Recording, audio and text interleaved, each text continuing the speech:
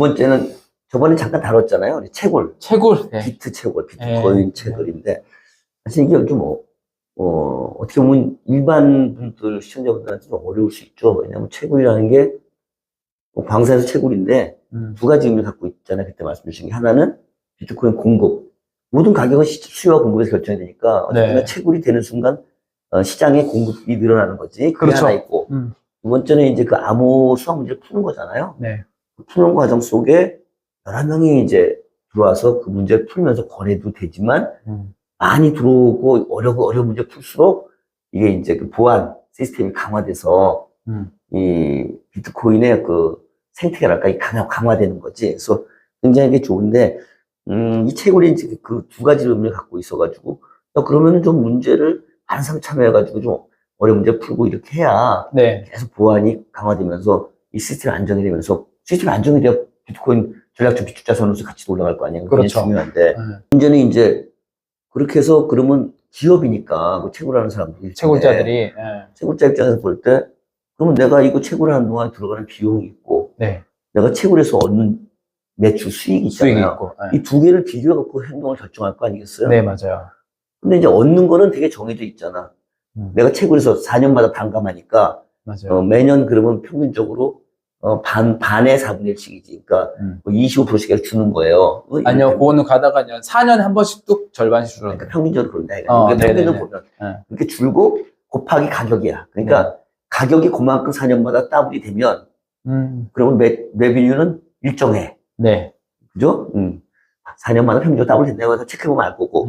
근데 비용이 문제예요. 보니까 비용에 영향을 주는 게 결국은 전력, 전기값, 인건비, 그 다음에, 공장 같은 거 쓰면 임대료, 네? 그리고 그 채굴을 하기 위해서 서로 경쟁이 붙으니까 그 기술을 갖고 있는 그런 설비. 네. 설비가 이제 있어야 되잖아요. 근데 보니까 앞에 세 개는 상당히 변동 비용이고, 전기값이라든지 또는 뭐 인건비라든지 그 임대료는, 이 기술을 갖고 있는 수반한 그 설비는 고정 비용이야. 채굴기. 그러니까 고정 비용이야. 최근에 뭐 엔비디아 뭐 반도체 있잖아요. 그 GPU 같은 거 많이 쓰잖아요. 네네. 그러니까 앞으로 그게 더 개발되면 엔비디아 지금 100대가 제일 성능이 좋다고 더 갈 수도 있고, 양자 컴퓨팅 비슷한 게 나올 수도 있고 있잖아요. 그럼 돈이 점점 많이 필요한 거지. 네. 그러니까 이제 그거 갖다 뽑아내려면 또 규모의 경제를 해가지고, 그 고정 비용이 있으면 규모 경제를 해야 되거든. 네네. 고정비가 없으면 규모 경제가 필요가 없을 수 있어요. 근데 고정비가 왕창 들어가면 규모 경제를 해야 돼. 어쨌든 간에 이만큼 고정비가 들어가 버리기 때문에. 그러니까 이제 이런 것들을 고려하면 조금 이제 머리 아픈 일들이 생기는데, 이를테면은 큰 기업들만 살아남을 수가 있고, 경우에 따라서는. 그 다음 또 경쟁이 주는 또 문제가 생길 수 있잖아요. 그래서 이런 부분들이 이제 너무 하나하나 이제 나중에 우리가 분석을 할 텐데, 너무 디테일하게 지금 여기서 얘기하면 좀 복잡하고, 크게 보면, 네. 그러니까 공급해서 얻는 매출은 이지, 그냥 간단해. 네. 가격하고 그냥 그 양이니까. 근데 이 비용이 문제인데, 이 비용의 어떤 그런 것들을 그때 이제 조정이 된다고 그때 말씀 주셨잖아요. 그래서 뭐 비용이 많이 들면은 좀 경쟁이 좀 줄어들면서 결국 또 그러니까 이제 비용이 더 줄고 뭐 이런 얘기 하셨는데, 근데 이제 그러면 또 방어력이 약해지는 거잖아. 많이 안 들어오니까. 그럼에도 불구하고 지금 비트코인 한 번도 사실은 본질적으로는 해킹 당한 적이 없잖아요. 네네. 다 그 브릿지에서 연결된 데서 해킹됐지, 비트코인 자체는 된 적이 없는데, 네네. 우선 근본적으로, 그렇게 확신해도 되는 거예요. 어떤 걸요? 그러니까 이거는, 설사 막 비용이 많아갖고 적게 들어오고 이런다 하더라도, 안전하다. 계속 가면서 그런 방어력을 계속 만들어 나갈 수 있다. 그렇게 우리가 믿어도 되나요? 비트코인 네트워크가? 또 그렇게 되니까 지금까지 살아왔겠지. 10년 동안 전혀 문제 없이. 그죠. 비트코인 네트워크가 이제 해킹을 안 당하고 네트워크가 계속 강하냐, 이런 질문이신데, 뭐 과거에도 한 적 없고, 이제 계속 해킹을 하기 위한 난이도가 올라가는 거죠. 그래서 난이도라고 하면 해킹을 하기 위해서 들어가는 비용이 날로 증가하는 거죠. 해킹을 하려면 어마어마한 그 비용은 어떻게 계산이 되냐? 우리가 이제 비트코인 같은 경우는 이제 51%의 해시 파워를 점유를 해야 거래 데이터를 이제 조작을 가능하거든요. 51%. 그러니까 전체 채굴자의 51%만큼을 하나의 주체가 이제 감당을 해버리면 새롭게 생기는 블록을 이제 조작을 할 수 있다는 얘기죠. 쉽게 얘기하면은. 근데 채굴자들이 점점 더 지금 많아지고 있으니까 채굴에 참여하고 있는 채굴자, 그게 해시레이트라고 표현이 되는데요. 점점 더 올라가고 있으니까 지금 계속 증가하고 있어요? 참여자가 늘어나요? 채굴 참여자들이 계속 늘어나죠. 거의 한 1년에 한 50에서 9배 정도는 계속 늘어나는 것 같아요. 채굴자라는 게 조그만 놈도 있고 큰 놈도 있고 그럴 거 아니에요. 그러니까 그걸 이제 하나의 데이터로 평균으로 하면 해시레이트라고 하는 걸로 전환해서 보면 채굴 해시레이트가 계속 가파르게 증가하고 있어요. 그 얘기는 결국은 물론 이제 규모 경제가 있기 때문에 전적으로 단위당 평균 하나의 그 비트코인 갖다 생산하기 위한 비용은 줄어들기 때문이다라고 말할 수 있지만 그냥 그냥 간단하게 직관적으로 생각해 보아서는 4년마다 더블이 더 낮다 이런 거네. 그러니까 공급은 자기가 받는 거는 반으로 주는데 4년마다 그거는 이미 비트코인 가격은 엄청 올라있기 때문에 연평균 성장률은 평균 50%가 돼요. 그러니까 복리 계산하면은 4년에 더블이 아니라 매년 50% 정도의 연평균 성장률을 보이고 있어요. 그러니까 1년이면 이미 더블 이상이잖아. 2년이면. 그러니까 이제 그런 게 이제 보여주기 때문에 더 많이 들어오는 해시레이트가 높아지고 많은 사람이 참여한다고. 근데 여기서 이제 하나 아까 간과하셨던 게 뭐냐면 지금 하루에 채굴되는 양, 그러니까 채굴자들이 가져가는 수량이 하루에 450개예요. 450개를 n분의 1로 나누는 거예요, 쉽게 얘기하면. 그렇게 봐야 되거든요. 그럼 채굴자가 많아지면 어떻게 돼? 채굴자들이 받는 보상이 그만 줄어드는 거예요. 450개 중에서 나눠야 되니까. 그러니까 이제 근데 그게 이제 4년 뒤면 450개가 아니라 225개겠죠. 10년 전에는 어땠냐? 하루에 7,200개가 보상으로 나왔거든요. 그걸 n분의 1로 받는 거니까. 그래서 그러니까 지금 결국 이제 어떤 거냐면 전체량으로 할 때는 가격 증가수도 훨씬 빠르기 때문에 근데 그 매출이 계속 늘고 있어요. 이를테면. 근데 N이 계속 증가하니까 1인당 받는 그 매출은 줄어든다고 볼 수도 있는 거잖아. 그쵸. 받는 이 비트코인 개수. 근데 매출이 줄어들죠. 그런 상태에서 비용을 갖다 우리가 들여다보면 뭐 비용도 같이 증가를 하는데 비용이 뭐 떨어지진 않잖아요.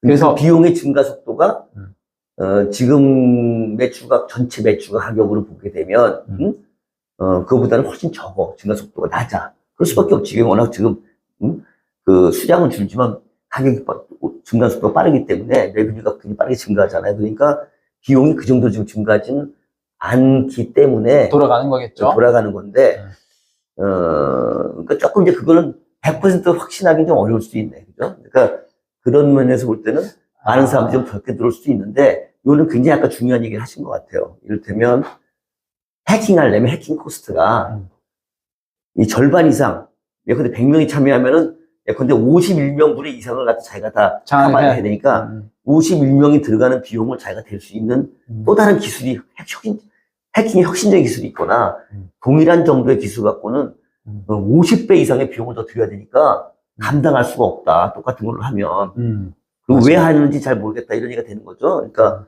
나름대로 안전한 시스템이라 할 수가 있겠다는 생각이 좀 드네. 해킹 비용이 계속 해킹 코스트라고 표현 계속 증가를 하니까 그 정도의 비용이 들어야 동일한 기술이라면 해킹하는 기술이나 얘들이 지금 암호를 푸는 기술이나 비슷한 기술이라면 51명분을 절반 이상 갖다가 비용을 대야 돼.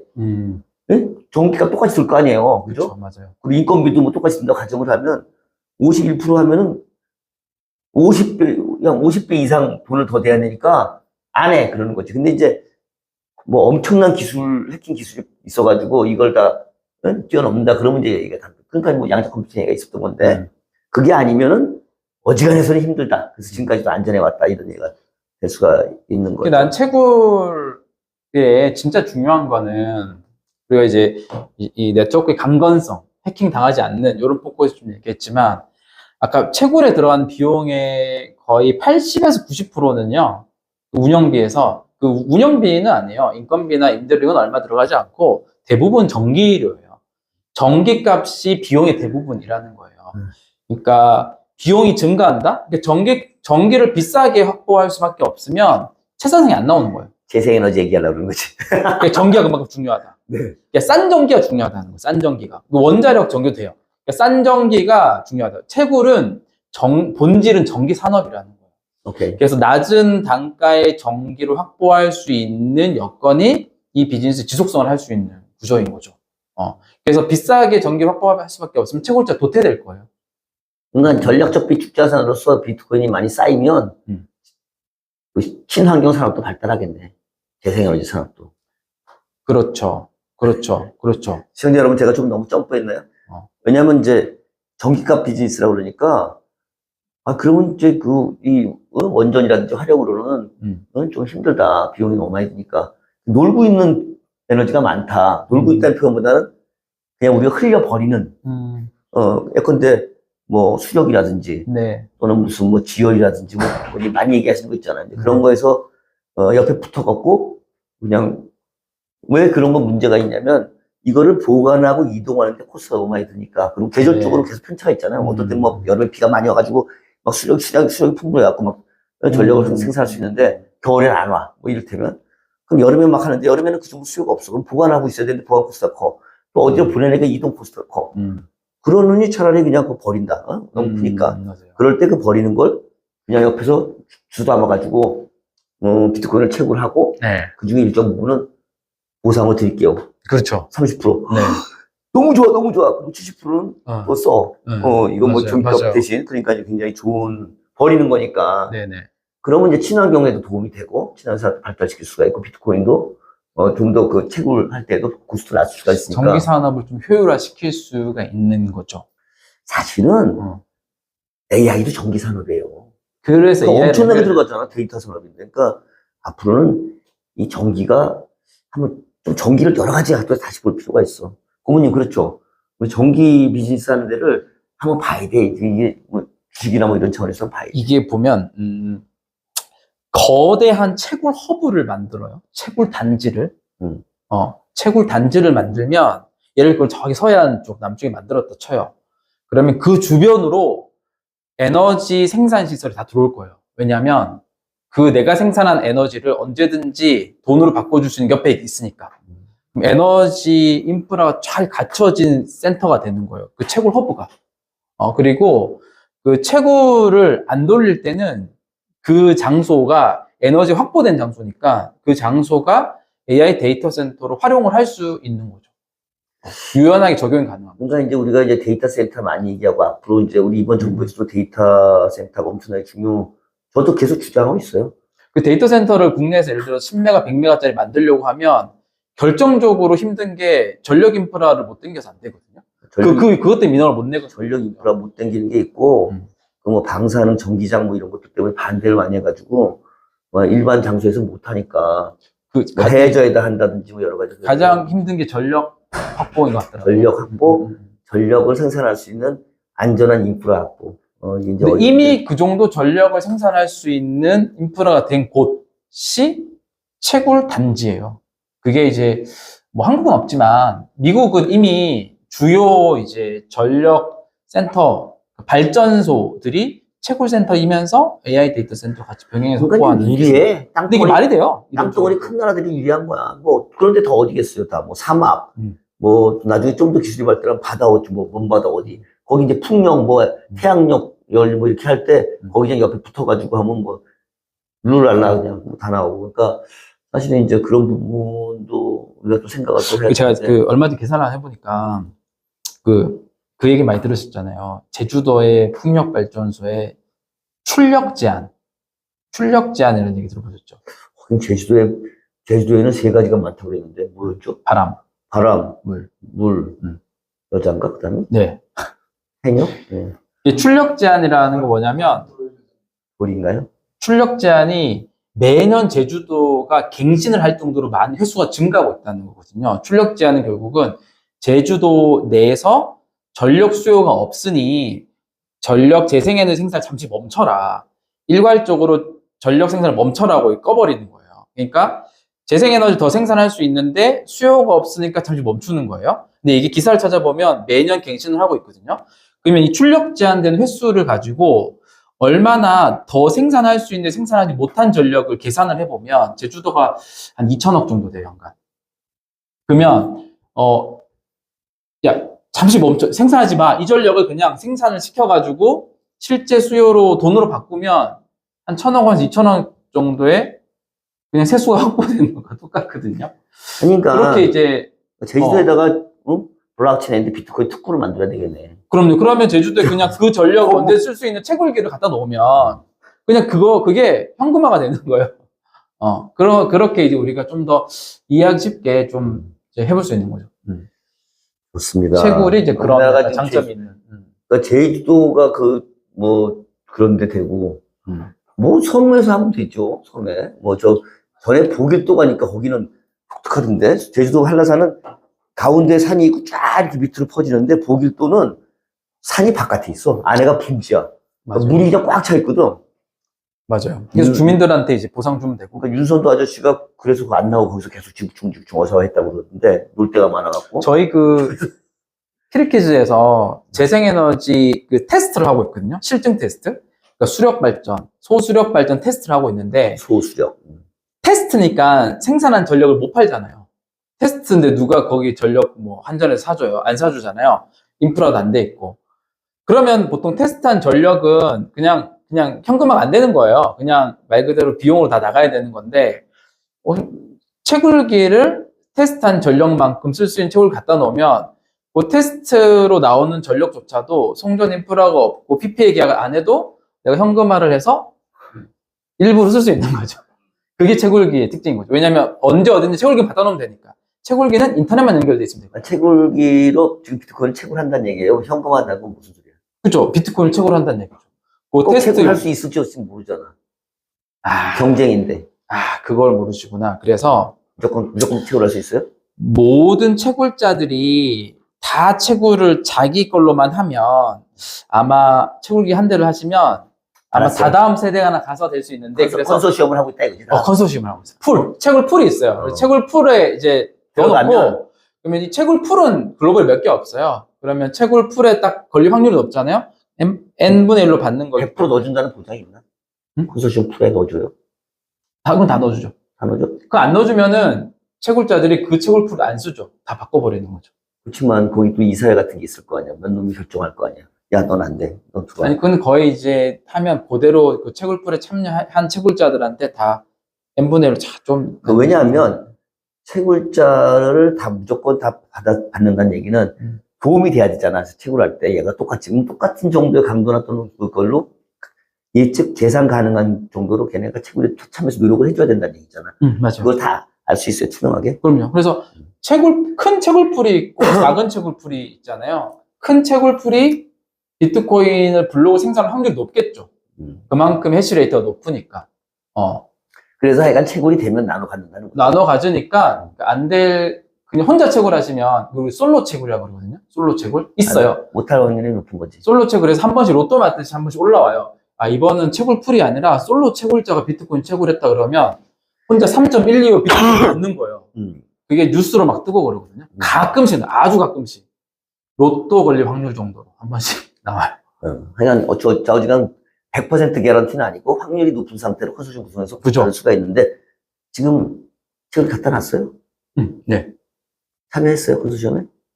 저희 채굴풀에 보통 다 채굴풀로 들어갔어요? 네. 빨리 펀딩이 돼야 되겠네, 지금. 그래서. 아직 저 실증 테스트라서.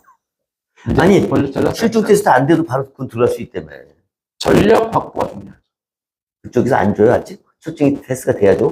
저희는 저희 자체 전력을 가지고 채굴을 하는 모델이라서 자체 전력 인프라를 테스트하는 과정이 있다. 전력 생산 아직 많이 하지 못하고 있다. 그러니까 채굴기는 갖다 놨는데 전력이 아직 이쪽에 다 오진 않았구나. 맞아요. 네. 알겠습니다. 하여간 관심이 있어요. 주식 펀딩이 어떻게 되는지는. 채굴이 되게 재밌는 영역이고 산업적으로는 진짜 도움이 많이 되는. 아니 지금 미국에서 채굴 산업이 지금 사실은 이번 정부 트럼프 2기 정부 저기한 다음에 산업화하고 있잖아, 확실하게 지금. 맞아요. 네. 그리고 채굴 산업과 어떻게 보면 이제 전기 산업 앤드 재생에너지 산업 이쪽이 같이 연결돼서 같이 또 우리가 봐줘야 되는 영역이고, 이게 이제 경우에 따라서는 단순히 비트코인의 어떤 그런 뿐만이 아니라, 단순한 건 아니지. 복잡한데 비트코인, 그리고 재생 에너지 산업, 그리고 기업 관련된 기업들의 비트코인 가격뿐만이 아니라 이런 거 전부 연결되어 있어서 재밌는 영역이라고 할 수가 있겠습니다. 그러니까 오늘 책을 저번에 이어서 책을 2, 그래서 좀 분석할 수 있는 그 변수가 어떤 건지 좀 더 봤는데, 채굴 쪽은 시청자 여러분 저희가 틈나는 대로 한 번씩 이 주제를 갖고서 한번 좀 더 얘기를 해서 정리를 저희도 좀 하면서 나중에는 한번 우리 PD님이 박스로 그 변수 분석 있잖아요. 수요, 공급 변수 분석 해가지고 우리가 좀 어느 정도 정리가 되면, 고모님, 그죠? 정리가 되면 같이 또 올려서 이렇게 한번 또 시청자 여러분께도 드리고 또 진행을 하도록 하겠습니다. 오늘 채굴 2 네, 재밌었습니다. 좋습니다. 시청자 여러분, 뭐 밤늦게 보시는 분이면 늦게 잘 주무시고, 낮에 보는 분이시면은 이제 일터로 또 돌아가시고 이렇게 장시간 감사합니다. 감사합니다.